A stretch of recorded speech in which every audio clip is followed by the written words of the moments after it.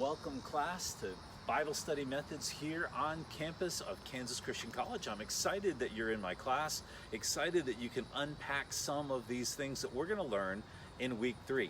In week 3, there's really a couple of things we want to dive into pretty deeply, and that is vocabulary and grammar. You see, God gave His Word to us in a written form, in a context, and in real human language. And so because of that, what we know is that it can be a challenge sometimes to figure out, well, what did that language mean then, and then what does it mean now?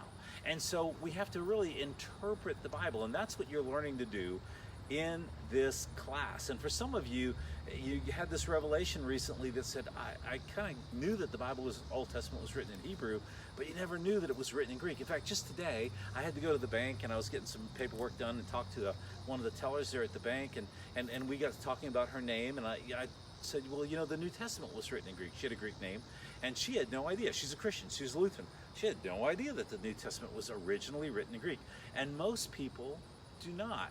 It's also interesting that as you begin to learn this and pastors begin to uncover this, that many pastors will really make a yeoman's effort to try to put Greek or Hebrew words into the sermon as if that alone will increase its power. Have you ever noticed that? I've noticed that. And most of the time, it's kind of a pointless point. And so I remember a men's conference that we had, and I was a pastor, and I had all of our men at this men's conference, and some of the men's ministry leaders had invited the guy in to speak, and he dropped a Greek word on everybody, but he did it in a really odd way. He said to the men, a whole bunch of men, the Greek word for all is, of course, nobody answered. There's crickets in the room, and I'm thinking, does he want us to tell them? Does he expect them to know what the Greek word for all is? And so he repeated himself again because it was an awkward silence. And he said, the Greek word for all is churches. And finally I looked at one of my other staff who had Greek, and we kind of looked at each other and said, I guess he wants to know. And so I sheepishly finally said, pas upon. And when I said that, he looked at me as if I was a space alien. And then he realized he asked the question wrong. What he was really asking was, what does the Greek word all mean? And his point was, it means all. It means the plain meaning. All means all. It means all, right? And I kind of thought, well, he wants to know the Greek word, so the Greek word is pas in the masculine, pasa in the feminine, or pan, like, you know, the Greek god, pan, in the neuter. And so it was just this moment of odd thinking and unpacking. And so it does kind of lead us to some important questions when it comes to looking at the Hebrew Bible and the Greek New Testament. A lot of times pastors will just throw out a word, you know, so like the Greek word for blank, road, is hodos, the road. So what? What does it really matter? And it just seems sometimes that we use these ideas to just kind of give credit to what we're talking about. You know what I'm talking about? But as you're beginning to learn, words don't just have a meaning, words have usages. So we can use words to mean lots of different things. We use words like tools. In biblical times, they did the same things. They used words like tools. And so even within a book of the Bible, a particular author may use a word in different ways. And I mean, some of the common ways we could think was, even in our own language, would be to say, wow, that's cool. Well, I mean, if you're looking at like something that's outside and it should be hot, and you're going, wow, the hood of my car should be warm because I just got done driving from the grocery store, but it's cool. But you could also say, wow, that's a cool car. And I don't mean it's physically cool, I mean it's like really neat. It's kind of like the kind of car everybody wants to have. And so that's just a simple illustration, but you see how the word cool could be used even by one author in one book more than one way. So I could say, wow, my cool car hood, or the top of my car, the hood of the car, my cool car's hood is cool, and it shouldn't be. And I've used in one sentence the word two different ways. And so one of the mistakes that a lot of people will make when they begin to kind of open up to the Greek world is they'll begin to say, well, what I got to do is I got to find out what that Greek word means, because there's an English word over here in my Bible, but there's a Greek word behind it. I got to figure out what that Greek word over there means, and if I can figure that out, a mystery will be solved. And so it begs the question, here's the question: why didn't the Bible translators just use that word to begin with, right? And you're thinking, wouldn't that just solve all the problems? Well, it's really not that easy, because sometimes the way that words are used do not have such sharp distinctions as the cool hood of the car or the cool car. Sometimes the shades are closer to one another, and determining which word is the best word is sometimes difficult. You know what I'm talking about? It can be a challenge. And so what the Bible translators will usually do is use a plain meaning word, if there's even a plethora of sub-meanings around it, and then let the Bible student unpack that so that they can see the nuances, so they don't buttonhole one nuance where you miss all the others. And so we know in the Bible that the Greek word agape, it's a noun for agapao, the verb, means love. And you'll hear people say, well, agape means in the Greek, and they'll often say it means like this unconditional love, right? And it can be used as God's unconditional love, but not always. Sometimes even in the Greek New Testament, it's used for other different kinds of love. So just to go and look at a Greek dictionary and say, okay, agape means blank, and pull it in, what you would do is, if you looked at a good Greek dictionary, you'd realize it's not just one word next to agape, love, unconditional love, or sentence, but an entire discussion of what love in the Bible, agape, can mean. And there's two other Greek words for love in the Greek New Testament, but how are those words used? What's the usages of those words? And so when you have your Bible open and you decide, okay, I'm going to do a deep dive and I'm going to go find out what the Greek word is, that's a wonderful thing. That's a great way to begin to unpack what the Bible really means. But at the same time, realize it's not a one-to-one correlation. Most of the time, you're going to need to go to a good Greek lexicon, that means dictionary, and look at that lexicon and say, okay, it's going to tell me a lot about this particular word and how it can be used. Now, one thing that's really fun about Greek words, like English words, is that sometimes you have compound words, right? And you'll have 2 or 3 words that'll come together and they'll make a new word. And that's always really, really cool when that happens. And I'm just going to turn this around because this is kind of cool, because this could be a good illustration. I'm here outside and there's a butterfly. See that butterfly? You see him right there? It's pretty cool. Butterfly. So I just want to use that for a minute as an illustration. In English, we have a compound word called butterfly. Okay, now imagine that 1,000 years from now, somebody said, okay, I'm studying the English language in the year 2020, and I've got my lexicon right here, and I'm trying to figure this out, and I go and I look at the word butterfly, and I say, well, it's made up of 2 words. First, the word is butter, so I look that up in my English dictionary 1,000 years from now, and I find out that butter is a solid made out of milk that people spread on bread. And then fly means to move through the air. And so I say, oh, I take the 2 pieces of this word, butterfly, and when I see the word butterfly in a 2020 book, they must be talking about flying dairy products. Now you laugh at that, but the truth of the matter is that actually happens all the time. I'll hear people say, the Greek word blank blank is made up of 2 parts, right? Or 3 parts. And they'll say, so it's the combination of those 3 parts. And many times it is. That's a great way to get insight into the Bible. But at the same time, that may not be the way they used it. Just like with butterfly. When we use the term butterfly, almost exclusively, we have no idea. We're not talking about dairy products. The dairy products are not part of the discussion. They're not in there. And so you say, well, what about butter brickle or apple butter? Is there butter in apple butter? And it's basically applesauce. There's no real dairy products in apple butter.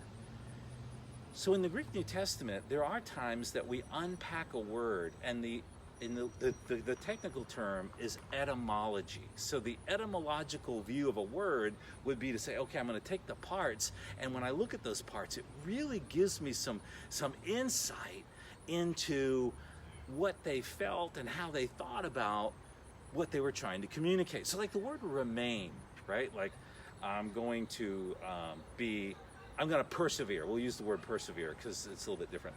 The word persevere, when the Bible says persevere, most of the time that's a compound word that means remain under. And so think about it. If you have like a big load on your back, right? And you're persevering, what do you do? You're remaining under the load. You're not throwing it off. You're remaining under the load and you're moving forward. You're persevering. Hupo mone. Meno or mone means to remain, and hupo means under, and so like hypodermic. And so what you find is that compound really does paint an amazing picture. But just remember this, it's not always. So that's why you got to go back to the Greek lexicon that can really help you out with that. And unfortunately, if you don't know a lot of Greek, you're limited on the lexicons you can have. But just being aware of that is a great tool and a great strategy. And so as you move forward, even using some like Vine's dictionary and those kind of things, just be aware. Don't just look at the list of Greek words there and say, I'm going to pick a Greek word and I'm going to figure out what it means, and then say, I'm going to look at all the possible meanings it can have and I'll just pick my favorite. You need to pick the meaning for a particular Greek word that would be the most close match to the original author's intent, not to the one that you want to use. Why would you not want to just use the one that you would personally like? Eisegesis, right? You're just basically saying, how do I twist this for myself? Exegesis says what? Oh yeah, you know. How do I take out of the text what the author and ultimately God really wants me to see in this text? So the second thing I want to talk to you about today is the idea of grammar. Now, a lot of times as pastors we'll say, oh, the Greek word for, this is this, tree, dendron. The Greek word for tree is dendron. Great. How does that really help me? Sometimes it does, sometimes it doesn't. But let me tell you something. The grammar of the New Testament is where the preaching happens, because the grammar is like the bones in your body. It's what gives structure to everything. If you know the grammar, and I know what you're thinking, you're saying, I don't know English grammar. No, I'm kidding. I mean, I don't know Greek grammar. I don't really understand this. But follow the breadcrumbs on this, because I think it will really help you. The New Testament was written grammatically. It was written, as you learned last week, in sections and thoughts and paragraphs and books and testaments and ever increasingly small pieces until you get to what we would call a word, right? That's kind of the smallest piece. And you say, wouldn't a punctuation mark, like a period or a comma? Aha! They didn't have punctuation marks. Did you know that? They really didn't. In fact, in the New Testament times, when they were writing the Greek New Testament, they didn't use periods or commas or any of that. They didn't even separate the words. They just ran all the words together, save space. And we're not used to that. We're used to seeing the words divided up, nice punctuation in there. But even the punctuation and the commas and the word divisions in your Bible are an interpretation of where those periods, commas, and etc. should be. And so realize that it's really a grammatical framework, if you will, that you're looking at when you read the New Testament. There is a grammatical framework. So even in your homework this week, you'll notice that you learned a little bit about verbs, and verbs are action words, right? So a verb in the Bible could be go. That's a verb. It's an action word. And interestingly enough, when we look at the Great Commission, most of our English Bibles have the word go. So we would assume that's a verb, and it's actually not in the Greek New Testament. It's a verbal noun. You say, what in the world is a verbal noun? A verbal noun is like a gerund. You may have learned the word gerund or participle. We usually translate those in English with the ing, like going. And if it's a present participle, we would say as you are going. If it's a future participle, where you will be going And it's that idea of movement called a gerund. And what we know is as the Greek New Testament was written, like with Matthew 28, it's not actually a word go. It's actually as you're going. And if you could look at the original language, you'd realize, oh, that's a participle. But where's the verb? Well, the verb is make disciples, and it's discipling. The word make isn't even really there, but it's make disciples. It's disciple people. And then you go back to, how do you do that? And you go back to the gerunds, baptizing them, teaching them, so that they'll obey everything I've commanded. And so the grammar is where you really find where the preaching is, where the teaching is, because the grammar underscores what's important and the verbs point out what's important. So even if you don't know Greek, you can look at the English translation you have and you can begin to say, well, what is the sentence structure? And it's a little misleading in the Great Commission in Matthew 28 because it makes it look like a verb. And that participle can almost function as a verb. But if you realize, wow, there's a command verb, make disciples. It's not even a suggestion, it's a command, make disciples. Then everything begins to make sense. So as you're learning about biblical interpretation, what you're really doing is you're learning literary interpretation. And it includes verbs and nouns and participles and all these parts of grammar. The kind of things that make us yawn are actually the kind of things that make the world come alive once we begin to get a handle on them. So the exercises you're doing this week will put some arrows in your quiver. You're going to be able to do this better and better all the time. Go get them. Keep moving forward. Let me know if you need help. I know that this is some heavy-duty stuff that we talked about today. It really is. And the truth of the matter is the reason that you come to college is to find the stuff that you're not going to hear on an average Sunday morning. If a pastor talked like this, everybody would be asleep. But you guys are not the everybody who's falling asleep. You're the ones who are saying, I want more. I want to understand. And even if this is hard, and even if it takes me a little while, and even if I have to go back and brush up on my grammar, I want to get this because it's worth it and it's going to pay rich dividends. So class, have an awesome week, and we will keep an eye out for you. And I love having you in my class. Blessings, stay in the Word, keep digging, keep growing, and although it never ends, it just keeps getting better.